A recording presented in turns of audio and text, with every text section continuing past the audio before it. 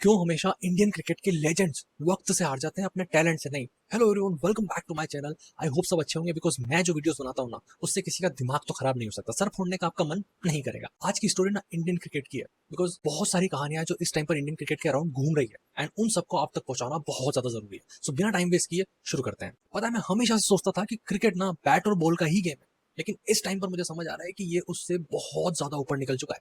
इस टाइम पर ये वक्त का गेम है और उसी वक्त के खिलाफ हमारा एक वॉरियर मोहम्मद शामी लड़ रहा है। 2023 के वर्ल्ड कप में सबको याद होगा, 7 ही मैच खेले थे and he took 24 wickets in that tournament. उस टूर्नामेंट में हर एक स्पेल मानो पूरा गेम पलटने की ताकत रखती हो।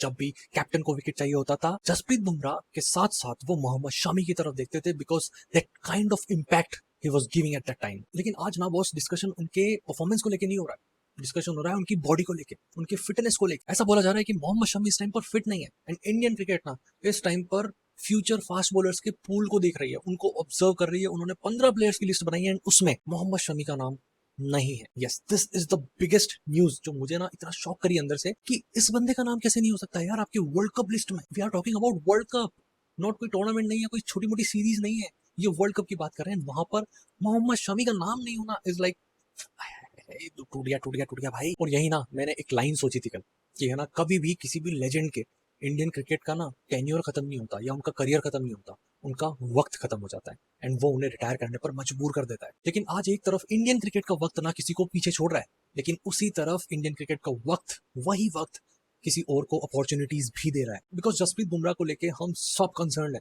कि जसप्रीत बुमराह का लोड वर्कलोड मैनेज करो, पूरा इंडियन क्रिकेट अभी उसी पर लगा हुआ है। एंड ये क्या बताता है, एक तरफ मोहम्मद शमी की बॉडी अलाउ नहीं कर रही है बट इंडियन क्रिकेट उनसे मूव ऑन कर रही है, एंड दूसरी तरफ जसप्रीत बुमराह जो हमारे जनरेशनल टैलेंट है, बस जनरेशनल टैलेंट है, उनको तो प्रेशर में रखना ही पड़ेगा ना, उनको तो आपको सेफ रखना ही पड़ेगा। And this is exactly what India is doing. India Jasprit Bumrah के साथ सेफ प्ले कर रही है। इंडिया जसप्रीत बुमराह के साथ कोई रश नहीं कर रही है, कोई जल्दबाजी नहीं कर रही है, और उन्होंने कहा है कि आप प्रॉपर रेस्ट लीजिए बिकॉज आप हमें उस वर्ल्ड कप कैंपेन के लिए चाहिए, बिकॉज आप वो क्वालिटी रखते हैं जो पूरे मैच बदल सकता है, पूरा टूर्नामेंट आपके फेवर में कर सकता है। इसलिए जसप्रीत बुमराह को इतना प्रोटेक्ट किया जा रहा है। सो यही वक्त की खासियत है, यही क्रिकेट की खासियत है। किसी को अलविदा, किसी को welcome at the same time, at the same age group. और हम लोग सीनियर्स की इतनी बात कर रहे हैं ना, उसके साथ साथ हमारा एक सीनियर कम न्यू कमर बोल सकते हैं उसको, जो आज बहुत बड़ी हेडलाइन बना रहा है। Yes, we are talking about RCB's captain, RCB's hero Rajat Patidar, the lucky charm for RCB. एक तरफ दुलीप ट्रॉफी के लिए वैभव सूर्यवंशी को वाइस कैप्टन बनाया गया है एंड उसी दुलीप ट्रॉफी में रजत पाटीदार हमारे हीरो को कैप्टनसी मिली है सेंट्रल जोन की। और ये सिर्फ कैप्टनसी अनाउंसमेंट नहीं है बॉस, ये भी ना वक्त की क्वालिटी बता रहा है। एक टाइम था जब रजत पाटीदार का फ्यूचर अनसर्टन लग रहा था, इंटरनेशनल में कोई उनका लेना देना नहीं था, और इस टाइम पर अचानक से उन्हें सेंट्रल जोन की कैप्टनसी मिलती है एंड यहीं से ना रजत पाटीदार के ब्राइटर फ्यूचर की तैयारी होने वाली है बॉस। ये मैं लिख के दे रहा हूँ। एंड कहते हैं ना कि क्रिकेट आपको आज नहीं तो कल चांस जरूर देगा एंड आपको बस उसके लिए तैयार रहना होता है। ये लाइफ में भी अप्लाई होता है, ये क्रिकेट में भी अप्लाई होता है। सो इस पूरी 5-6 मिनट की रामायण का कंक्लूजन क्या है? कंक्लूजन ये है कि इंडियन क्रिकेट बदल रही है बॉस। एक तरफ हमारे लेजेंड्स गेम को अलविदा कहने के वर्ज पे, एज पे हैं बिल्कुल, ठीक है, एंड एक तरफ इंडियन क्रिकेट हमारे यंगस्टर्स को भी ला रही है।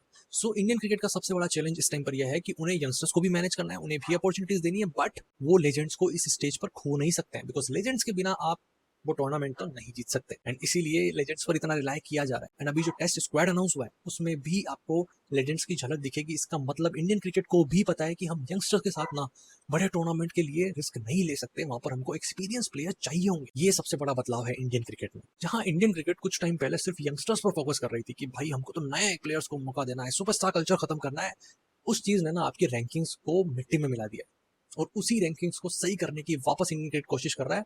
And I think this is a good change. अब आप बताओ, एज ए सेलेक्टर आपको चूज करना हो तो क्या आप एक्सपीरियंस की तरफ जाएंगे या यंगस्टर्स को मौका देंगे या फिर कॉम्बिनेशन लेके आगे जाएंगे? Let me know in the comments. मैं मिलूंगा आपसे अगली स्टोरी के साथ, तब तक के लिए क्रिकेट देखते रहो, सिर्फ स्कोर कार्ड्स नहीं। And do subscribe, do follow, do comment, do share. Bye bye.